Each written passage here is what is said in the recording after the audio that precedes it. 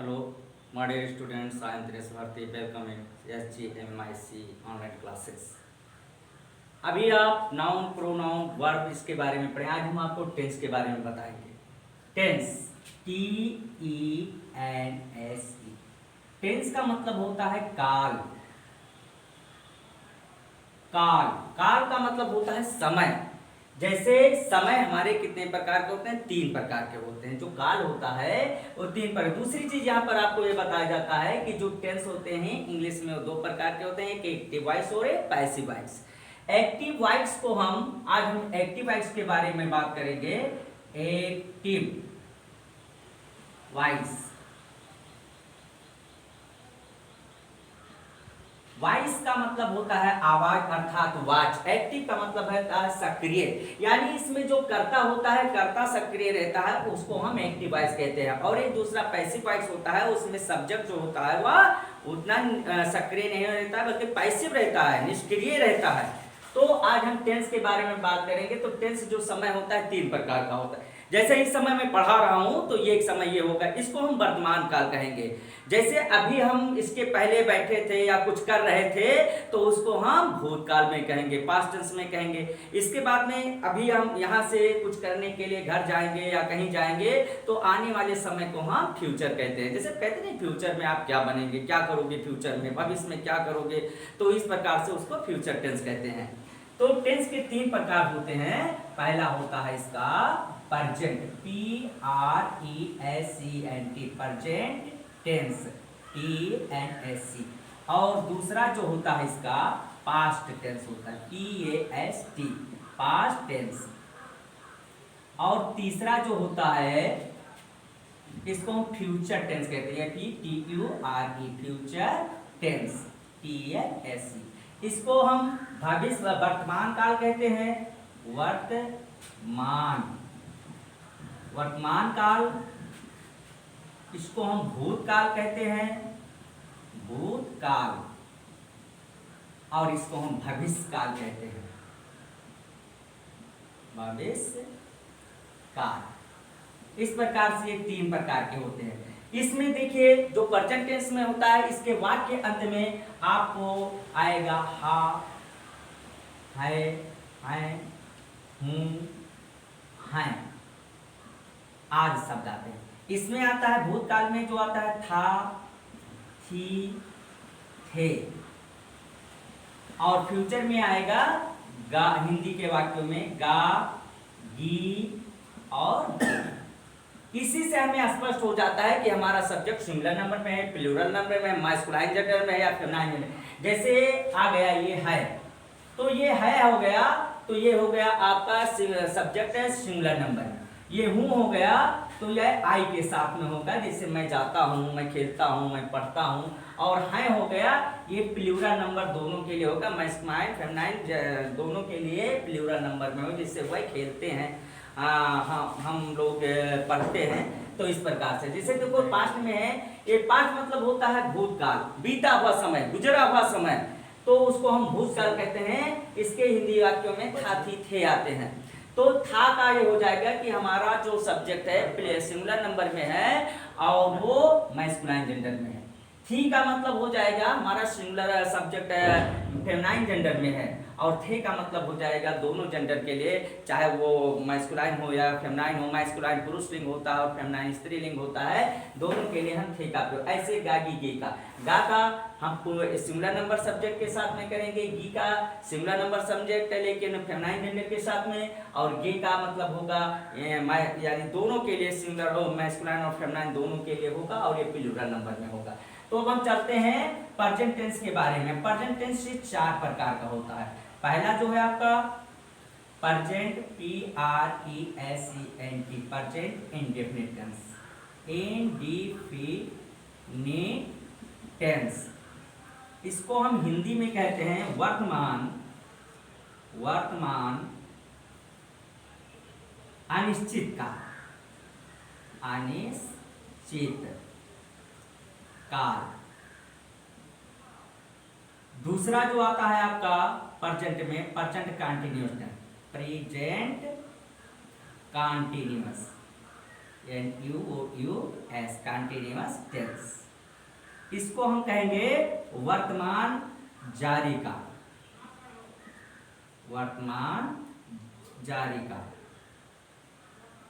अब कंटिन्यूअस का मतलब होता है जारी, जारी मतलब होता है जो काम लगातार शुरू हो उसको कहते हैं, अर्थात कंटिन्यूअस को हम अपूर्ण भी कहते हैं। इसको हम वर्तमान अपूर्ण काल भी कह सकते हैं या वर्तमान जारी काल कहेंगे, जारी काल। और तीसरे नंबर पे पोजीशन आता है आपका present perfect tense, PERFECT, perfect tense. Perfect का मतलब होता है पूर्ण, अर्थात ये हो जाएगा वर्तमान पूर्ण काल, जो कार्य पूरा हो चुका हो, पूर्ण काल। और इसके बाद में चौथा जो आएंगे वो होगा present perfect tense, present perfect continuous tense. अब इसको हम कहेंगे, इसमें काम शुरू भी रहता है, जारी भी रहता है और पूर्ण भी रहता है। तो इस प्रकार से इस टेंस को हम परफेक्ट कंटिन्यूअस कहते हैं। वर्तमान पूर्ण अपूर्ण काल कह दीजिए या पूर्ण जारी काल कह दीजिए। पूर्ण अपूर्ण काल, अपूर्ण का मतलब भी जारी होता है या जारी काल, जारी काल। इस तरीके से ये प्रेजेंट के चार काइंड्स होते हैं, indefinite, present indefinite tense, present continuous tense, present perfect tense, present perfect continuous tense. तो ये चार प्रकार के टेंसों का अनुवाद प्रेजेंट में होता है। इसी प्रकार से पास्ट में चार होते हैं, इसी प्रकार से फ्यूचर में भी चार होते हैं, केवल उसके नाम बदले होते हैं। जैसे फ्यूचर, पहला पास्ट में ले लीजिए तो पहले पे आता है past indefinite tense, past indefinite tense. अब इसको हम जैसे इधर हम वर्तमान लिखते थे, प्रेजेंट रहता था तो वर्तमान हो जाता था, तो यहाँ पे क्या हो जाएगा, पास्ट का भूत, यानी भूत अनिश्चित काल, ये हो जाएगा भूत अनिश्चित काल, अनिश्चित काल। इसी प्रकार से ये कंटिन्यूअस इसमें भी रहेगा, past continuous tense, past continuous, continuous tense. इसको हम कहेंगे भूत जारी काल, जारी काल। और past perfect tense, past perfect tense. इसको हम कहेंगे भूत पूर्ण काल, पूर्ण काल। उसके बाद में फिर आता है past perfect continuous, perfect continuous, continuous tense. और इसको हम कहेंगे भूत पूर्ण जारी काल, जारी काल नहीं पूर्ण, हाँ भूत पूर्ण जारी काल।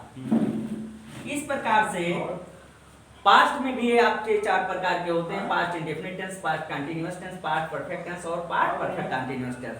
इसके बाद में फ्यूचर में आते हैं, फ्यूचर के भी ऐसे चार प्रकार के हो जाएंगे, जैसे future indefinite tense, INDEFINITE, indefinite tense, यानी भविष्य अनिश्चित काल, अनिश्चित काल। इसके बाद में future continuous tense, continuous tense. इसको हम कहेंगे बताओ फिसिया दे छोटू पढ़ाई देंगे सब और का जब 4-5 दिन हो जाए घर पर पढ़ाओ तो जारी का। उसके बाद में future perfect tense, future perfect tense, यानी भविष्य पूर्ण का, पूर्ण का। और चौथा इसका है फ्यूचर परफेक्ट कंटीन्यूअस टेंस,